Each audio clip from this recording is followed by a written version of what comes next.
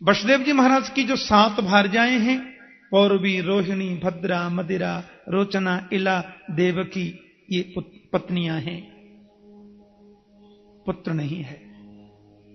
मन में थोड़ी बेचैनी तो होती है कि हमारे घर पुत्र नहीं है, इसलिए वो विवाह करते ही चले गए, शायद इस बार पुत्र हो जाए, इस बार पुत्र हो जाए।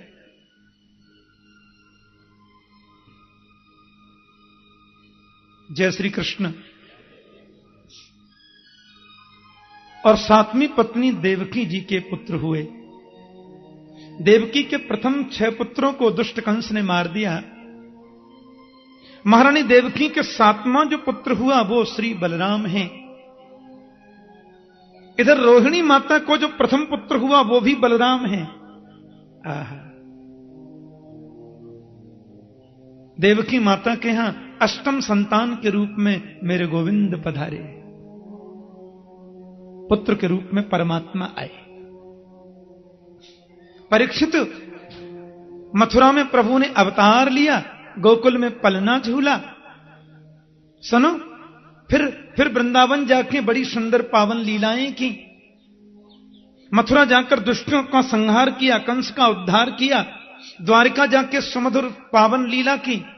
और प्राच्योद्धवाय च परम समगात स्वधामा, अंत में उद्धव जी को ज्ञानोपदेश करने के बाद मेरे गोविंद अपने धाम को चले गए। अच्छा, पहले प्यार से बोलो जय श्री कृष्ण।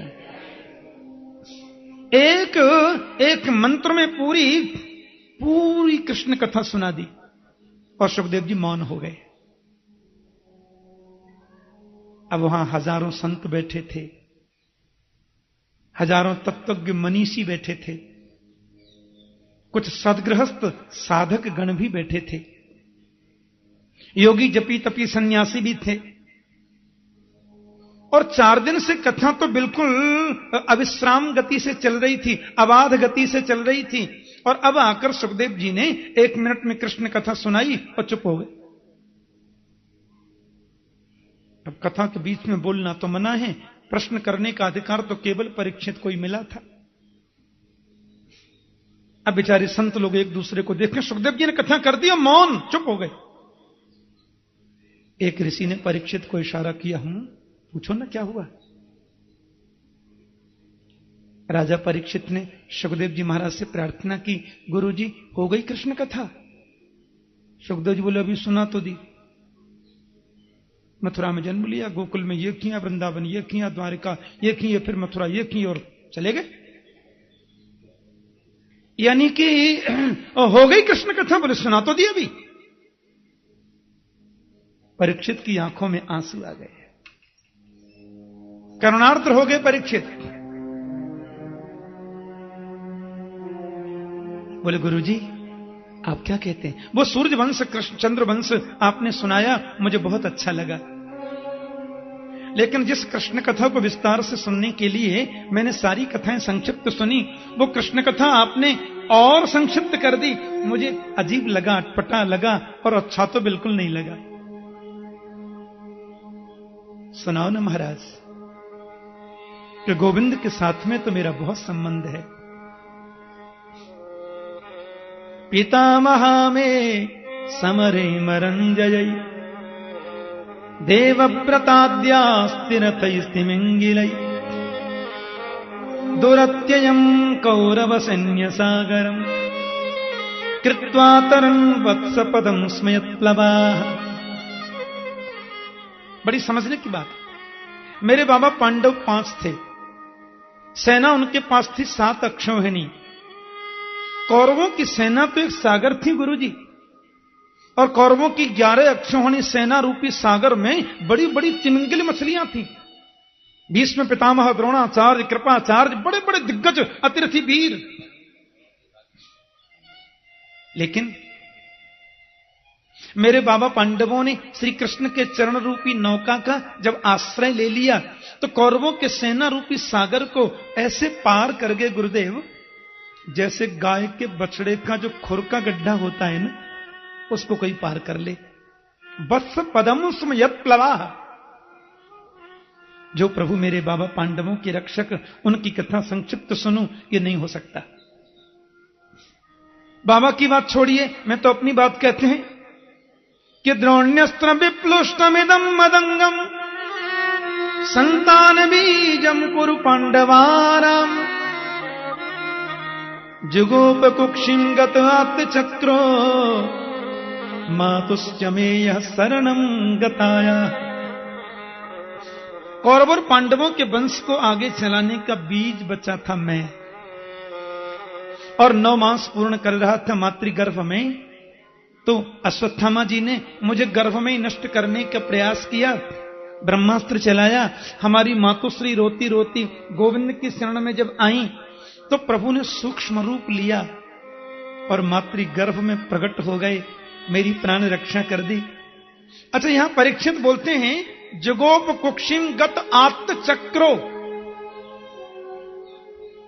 जबकि आपने पहले दिन कथा में सुना था कि भगवान ने परीक्षित को गर्भ में जाकर कैसे बचाया। बोले अपनी गदा घुमाई। प्रभु ने अपनी गदा को परीक्षित के चारों तरफ घुमाया और उनकी प्राण रक्षा कर दी। और यहां परीक्षित सुखदेव जी महाराज से कह रहे हैं कि मुझे मारने को ब्रह्मास्त्र जब चलाया तो गोविंद गर्भ में प्रवेश कर गए और अपने सुदर्शन चक्र से उन्होंने मुझे बचाया। ये तो गड़बड़ हो गया ना। भगवान जब बचाने गए तब सुखदेव जी ऋषि सूत जी बता रहे हैं कि प्रभु ने अपनी गदा से परीक्षित को बचाया। और यहां परीक्षित जो गवाह है, बिल्कुल दृष्टा देखने वाला, वो कह रहा है मुझे भगवान ने सुदर्शन चक्र से बचाया। गत आत्म चक्रो, ये तो तकलीफ हो जाएगी। एक ही बात को दो रूप में कैसे कहें। तो भागवत के टीकाकारों ने बड़ा सुंदर इसका भाव प्रस्तुत किया है। कहते नहीं, भगवान ने अपनी गदा से ही परीक्षित को बचाया था, पर गोविंद ने परीक्षित की रक्षा में अपनी गदा इतनी तीव्र गति से चारों तरफ घुमाई कि नन्हे परीक्षित को वो गदा ही चक्र के रूप में दिखाई दी होगी। बोलो जय श्री कृष्ण। लेकिन वो गदा ही थी, चक्र नहीं था। तो परीक्षित कहते हैं जुगोप कुक्षिम गत आत्म चक्रो, प्रभु ने सुदर्शन चक्र से मुझे बचाया। उनकी कथा में संक्षिप्त कैसे सुन सकता हूं, आप सविस्तार बताएं महाराज। आपने रोहिणी नंदन बलराम जी का नाम बताया और देवकी माता के 7वें पुत्र में भी आपने बलराम का ही नाम लिया। तो प्रभु जी देवक्याम गर्भ संबंध कुतो देहांतरम, बिना एक ही व्यक्ति बिना 2 बार जन्म लिए 2 माताओं का पुत्र कैसे हो सकता है? आप जरा स्पष्ट कर दें, बताओ ना विस्तार से गुरुजी। राजा परीक्षित ने जब ये प्रश्न किया तो भगवान सुखदेव के नेत्रों में अश्रु छलक आए। उनका हृदय गदगद हो गया। मन में सोचने लगे, मैंने श्रोता बहुत देखे पर ऐसा श्रोता नहीं देखा है? हम लोग तो 3 घंटा सवेरे और 3 घंटे शाम को सुनते हैं कथा, तो 3 घंटे में पैर भी कई बार बदल लेते हैं। कई भक्त तो बेचारे जलपान भी कर लेते हैं, कई चाय की चुस्की भी बीच में ही लगाए आते हैं। कई लोग तो सेल फोन पर मार्केटिंग भी कर लेते हैं, शेयर मार्केट का भाव क्या है। 3 ही घंटे में होता सब काम, और भी कोई छोटा बड़ा काम हो तो वो भी। लेकिन परीक्षित 4 दिन से कथा सुन रहे हैं और एक बार भी मैंने इनके चेहरे पर आलस्य नहीं देखा, एक बार भी इसने आसन नहीं बदला, एक बार भी पानी नहीं पिया। और मैंने थोड़ा शॉर्ट में कर दी एक कथा तो कहता विस्तार से कहो। भैया श्रोता बहुत देखे। भगवान सुखदेव जी मुस्कुरा करके बोले, राजन इतने दिन से आप कथा सुन रहे हैं, आपको भूख प्यास लगी होगी, क्योंकि आपके पीछे जो संत लोग बैठे हैं ना, ये सब तो महान मनीषी हैं। कुछ न मिले ना 10-5 दिन तो कोई फर्क नहीं पड़ता, कितने तो ऐसे हैं कि कई वर्ष बीत जाए बिना पानी पिए। पर आपको तो ये सब अभ्यास नहीं है। मैं ऐसा है कृष्ण कथा आपको सुनाऊंगा। अभी 5 मिनट का मैं थोड़ा विश्राम देता हूं, आप जलपान कर लो, भूख प्यास लगी होगी। राजा ने बहुत सुंदर जवाब दिया कि नई साथी दुस्सहा क्षुन्माम त्यक्तोदमपि बाधते पिबंतम तन्मुखाम्बोज अक्षुतम हरिकथामृतम। सुखदेव जी कहते हैं मुझे परीक्षित ने कहा मुझे भूख नहीं लगती, प्यास नहीं लगती भगवान, क्योंकि पिबंतम तन्मुखाम्बोज अक्षुतम हरिकथामृतम, परमात्मा की परम पावन कथा आप सुना रहे हैं। आपके मुखरूपी चंद्रमा से भगवान की अमृतमयी कथा बरस रही है और मैं कानों के माध्यम से उसको पी रहा हूं। किसी को रसगुल्ला खाने को मिले तो कोई और चीज खाकर मुंह चिपकना क्यों करे? किसी को अमृत पीने को मिले तो कोई गंदा जल क्यों पिए? आप तो मुझे विस्तार से कहें भगवान। सुखदेव प्रभु के मन में यह भाव जगा, अरे राजन, तुम्हारे जैसा श्रोता मुझे मिल जावे तो मैं 7 दिन क्या 7 महीना नॉनस्टॉप सुनाता रहूं। बोलो जय श्री कृष्ण। ये सत्संग में रुचि का होना संत कृपा और भगवंत कृपा दोनों का प्रत्यक्ष रूप है। बिनु सत्संग विवेक न होई, राम कृपा बिन सुलभ न सोई। यहां से पहले जो मैं कथा कर रहा था ना, अभी हिमाचल प्रदेश में, हिमाचल में कथा थी 7 तारीख से 13 तारीख तक। वहां से कुछ लोग सुनने भी आए कथा। तो वहां कथा का समय था 10 बजे से 4 बजे तक, बीच में थोड़ी देर विश्राम होता। पर वहां श्रोता आते थे कथा सुनने सवेरे 7 बजे। मैंने देखा ये श्रोता 7 बजे से श्रोताओं का आगमन शुरू हो जाता कथा के लिए। कथा शुरू होनी है 10 बजे से 4 बजे तक, बीच में आधा पौना घंटे का विश्राम। मैंने पूछा इतना जल्दी क्यों आ जाते हैं? तो बताया महाराज यहां संतों का समागम इस तिथि में होता है प्रतिवर्ष। लोगों को ऐसी आदत पड़ गई है कि जितने भी लोग हैं वो 10 दिन की छुट्टी ले लेते हैं पहले से, और प्रातः 7 बजे से ही आ जाते हैं। इधर थोड़ी सेवा भी करते हैं और इधर ही फिर भंडारा लंगर प्रसाद लेते हैं। शाम को कथा सुन के रात्रि में कीर्तन करते हैं, सवेरे से फिर कथा शुरू। कथा के प्रति रुचि का होना यह गोविंद की कृपा के बिना संभव नहीं है। बिल्कुल सही बात है। राजर्षि परीक्षित ने 7 दिन आसन नहीं बदला था। जलपान करना तो दूसरी बात है, ऐसी उनकी मनस्थिति। सुखदेव जी कहते हैं धर्म की जब हानि होती है, पापाचार अनाचार जब बढ़ने लग जाता है, तब तब धरि प्रभु विविध शरीरा। मेरे गोविंद अनंत रूप लेकर के आते हैं, किसी भी रूप में आ जाते हैं। गाय का रूप लेकर के पृथ्वी देवताओं के साथ में ब्रह्मा के पास गई। ब्रह्मा बोले क्या हुआ? बोले मैं रसातल में जाने वाली हूं, पाप बढ़ रहा है, अत्याचार बढ़ रहा है। ब्रह्मा ने कहा बेटी तुम 2 मिनट रुको, मैं जरा भगवान से बातें तो कर लूं। ब्रह्मा ने आंखें बंद करी और मन की डोर गोविंद के चरणों तक पहुंचाई और 1 मिनट मौन रहकर दूसरे ही मिनट आंखें खोल दी। पृथ्वी बोली क्या हुआ? बोले मेरी बात हो गई, मेरी वार्ता हो गई। क्या कहा प्रभु ने? बोले वसुदेव ग्रहे साक्षात भगवान पुरुष परः। मेरे पुराण पुरुषोत्तम जो परात्पर श्रीमन नारायण हैं वो मथुरा में वसुदेव जी के घर पुत्र बनकर आएंगे, ऐसे मेरे हृदय आकाश में आकाशवाणी हुई है। हाँ, गिरम समाधौ गगने समीरिताम निसम्य बेधा स्त्रिसानुवाच।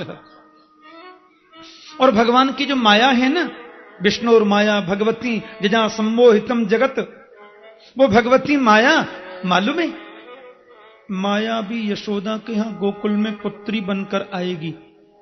भैया हम लोग भी सावधान हो जाएं। हम सब देवता क्या करें मालूम? कोई भगवान के बेटा बन के चलें, कोई नाती पोते बनकर चलें, कोई भगवान के दरबान बन जाएं। ऐसे प्रभु की सेवा में सबको सहयोगी बनना है। ब्रह्मा ने आदेश कर दिया और चले गए। शत्रुघ्न जी के द्वारा बसाई गई जो मधुपुरी मथुरा है, कालांतर में इस मथुरा में एक बड़े धर्मावलंबी राजा हुए, नाम था उग्रसेन। बहुत धर्मात्मा है, ब्राह्मणों का सत्कार करते, संतों का आदर करते। ये उनकी मनस्थिति। पुत्र नहीं था, मन में थोड़ी चिंता है। मथुरा की बगल में ही गांव है ना, सौरी बटेश्वर की बगल में, वहां का राज्य मिला था मथुरावासी सूरसेन जी को। सौरी गांव है, आज भी है सौरी गांव। वहां के राजा थे सूरसेन। मूलतः तो मथुरा नगरी के ही थे, पर राज्य उनको वहां का मिला था। उग्रसेन जी ने यज्ञ किया, पत्नी गर्भवती हुई, और वे जब वन में गई सहेलियों के साथ में, वहां सुनो, एक राक्षस रहता द्रुमिल राक्षस ने उनकी पत्नी को देखा। उसकी छाया गर्भस्थ शिशु पर पड़ी तो कंस प्रकट हो गए। ब्राह्मणों ने विरोध किया, ये बालक क्यों बड़ा भारी, महाराज राजद्रोही होगा, धर्म के विरुद्ध आचरण करेगा। उग्रसेन बोले, नहीं, ऐसा पुत्र मुझे नहीं चाहिए। लता पत्रों में लपेटकर उसको यमुना में प्रवाहित कर दिया। वसुदेव के पिता सूरसेन जी यमुना में भजन कर रहे थे, उन्होंने बच्चे को लिया, पाला और घर पे लाए। नारद जी से ज्ञात हुआ कि मैं उग्रसेन का पुत्र हूं, वन में चला गया, बड़ी तपस्या की। शंकर बोले, क्या चाहिए? बोले, ये वर दे दो कि मैं मरूं कभी नहीं। शंकर जी बोले, ऐसा वरदान देना हमने बंद कर दिया है, पहले बहुत दे दिया। तुम लोग हमसे ही वरदान लेते हो, हम कोई तकलीफ देते हो, समझे? अब नहीं फंसेंगे, हमको देवताओं ने समझा दिया है। शिव जी बड़े भोले हैं ना। आसु शीघ्रम तुष्यति थी आशुतोष, बड़ी जल्दी खुश होते हैं। बेलपत्र चढ़ा दो तो भी खुश, हेडपंप का पानी चढ़ा दो तो भी खुश, 3 पत्ते का बेलपत्र चढ़ा दो, चिनिया बादाम चढ़ा दो, घंटा चुरा के भाग जाओ। एक चोर ने देखा शिव जी के मंदिर पे 10 किलो सोने का घंटा है। हाँ, आ गया। बोले, छोटे मोटे कुंडल फुंडल बहुत चुराए, ये सोने की घंटी मिल जाए इतनी छोटी चोरी बंद। ताला वाला तोड़ के मंदिर में घुस गया भीतर, लेकिन वो घंटी ऊंची थी, हाथ पहुंचता नहीं। आपने देखा हो किसी किसी मंदिर में शिवजी महाराज की पिंडी बड़ी ऊंची होती है, कोई शंकर बड़े ऊंचे होते हैं। हाँ, गुवाहाटी में तो ऐसे शिवजी हैं कि उनको लोग ऐसे करें तो जेट में ही नहीं आते, बड़े मोटे और बड़े ऊंचे हैं। अब चोर ने सोचा इस पर ऊपर चढ़ जाऊं तो घंटी हाथ में आ जाएगी, तो शिवजी के ऊपर चढ़ गए। और शिवजी पर चढ़कर जैसी घंटी उतारने लगा सोने वाली, तो शंकर जी प्रकट हो गए। त्रिशूल लेकर के भगवान शिव प्रकट हो गए। बोले, बास बास बास भगत वरदान मांगो, क्या चाहिए क्या चाहिए, मैं बहुत खुश हूं। चोर घबराया, बाबा मैं कोई भगत नहीं हूं महाराज, मैं तो चोर हूं, ये घंटी चुराने आया था। शंकर जी बोले, फालतू बात नहीं करते, कोई 3 पत्ते का बेलपत्र चढ़ा के ही पूजा मान लेते हैं, कोई 1 लोटा हेडपंप का पानी चढ़ा के ही चलते बनते हैं। तुम कितने ऊंचे भगत, तो पूरा शरीर ही मेरे ऊपर चढ़ा दिया, तू तो मांग ले, हम दे देंगे। बताओ, इतना दयालु दुनिया में कोई है? आज शिव चतुर्दशी है, लगने वाली है। भगवान शंकर परम करुणाशील हैं, और कई बार तो वरदान ये देते हैं भुगतना देवताओं को पड़ता है, ये तो देख के चल दिए। देवता कहते हैं, बाबा सोच तो लिया करो। बोल भैया, अपन आगे दे सोचते हैं ना पीछे सोचते हैं, जिसने हमसे कुछ कहा प्रेम से, बस अपन तो देते ही बनते हैं। शंकर जी बोले, अब नहीं करते अपने ऐसी गलती, देवताओं ने समझा दिया। तो बोले, महाराज मेरी प्रतिज्ञा तो बेकार चली जाएगी। नहीं, बेकार क्यों जाएगी, हम बोलते हैं ना, तुम भगवान के हाथों से मरोगे, मनुष्य के हाथ से नहीं मरोगे। बस अब तो अजरमर हो गए ना, लेकिन मुझे मारने वाला भगवान है कि मनुष्य, पता कैसे चले। शिव जी बोले, धनुष ले जाओ, इस धनुष को नारायण के अलावा कोई तोड़ नहीं सकता, जो धनुष तोड़ेगा वो तुमको छोड़ नहीं सकता। कंस ने आकर के मथुरा पर चढ़ाई कर दी महाराज। अकासुर, बकासुर, व्योमासुर, अरिष्टासुर, केसी, धैनुकासुर, बड़ी भारी सेना एकत्रित कर ली। पूतना जी भी थी उसमें, आकर के मथुरा पर चढ़ाई कर दी। यज्ञ चल रहा था, यज्ञ विध्वंस कर दिया, ब्राह्मणों का अपमान कर दिया, संतों का अपराध कर दिया। सब दौड़े दौड़े आए। महाराज कंस आ गया। उस ऐसे उग्रसेन ने बुलाया, सुनो तुमने विप्रों का अपराध किया, चलो कोई बात नहीं, तुम आ गए, तुम्हारा ही घर है, आपत्ति नहीं, पर इनसे क्षमा मांगो। कंस ने कहा, इनसे क्षमा मांगो? पिताजी सुनिए। पिताजी बोले, क्या है? बोले, चलिए। जेल में डालकर डबल ताला लगा दिया। चाचा जी बोले, क्या कर रहे हो? बोले, आप भी चलिए। उनको पकड़ के डबल ताला फिर लगा दिया। चाचा जी और पिताजी दोनों जेल में बंद, और जितने उनके अनुयायी थे धर्मात्मा, सबको दूसरे जेल में डाल दिया। अपना सेनापति, अपना महामंत्री, अपना सब कुछ एकाधिकार कर लिया। ढिंडोरा पीट दिया। कोई यज्ञ नहीं, कोई पूजा नहीं, कोई पाठ नहीं, जो कुछ हूं केवल मैं हूं। यज्ञ करना है कंसाय स्वाहा बोलो, अनुष्ठान करना है कंस महायज्ञ करो। बेचारे लोग क्या करें, माला जपते हैं छुप करके। त्राही त्राही मच गई पूरी मथुरा में, पूरे इस प्रदेश में। एक बात कहूं, कोई कितना ही बड़ा दुष्ट हो, आखिर दिल तो सबको होता है। ये बड़े बड़े दुरात्मा जीवों के मन में भी कभी कभी करुणा जगती है। आज कंस जब महल में जा रहे थे स्वस्थ मन से, तो उसने महल में प्रवेश करते ही एक परम सुंदरी युवती को बैठे देखा। आंखों में आंसू थे। महामंत्री ने पूछा, आप जैसा कठोर दिल, आंसू? बोले, सामने जो बैठी है ना, जानते हो कौन है? ये मेरी लाडली छोटी बहन देवकी है, मेरे चाचा जी की बेटी, देवक महाराज की पुत्री। इतना डरती है मंत्री जी हमसे, ये मेरे सामने कभी आती नहीं। इसको लगता है कि ब्रह्मा ने दुनिया में बुरे लोग जो बनाए, उसमें सबसे ज्यादा बुरा मेरे भैया कंस को बनाया। क्योंकि कहती है मेरे पिताजी और ताऊजी दोनों को कंस ने जेल में डाल दिया। पर महामंत्री, मैं इसको पिता की कमी खलने न दूंगा।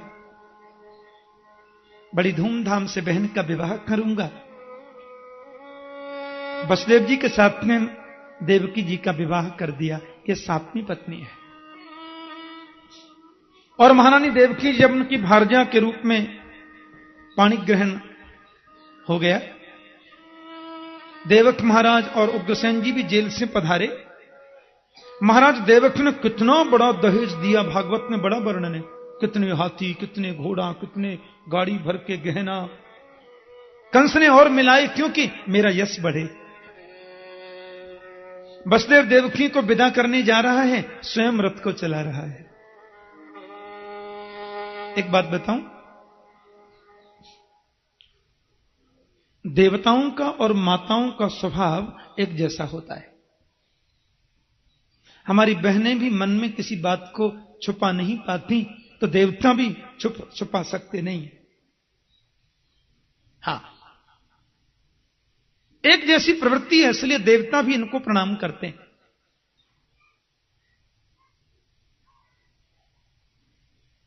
अब देवता थोड़े चुप रहे आते तो क्या बिगड़ जाता, लेकिन बोल गए। पथि प्रग्रहिणम कंसम आभास्याः शरीरवा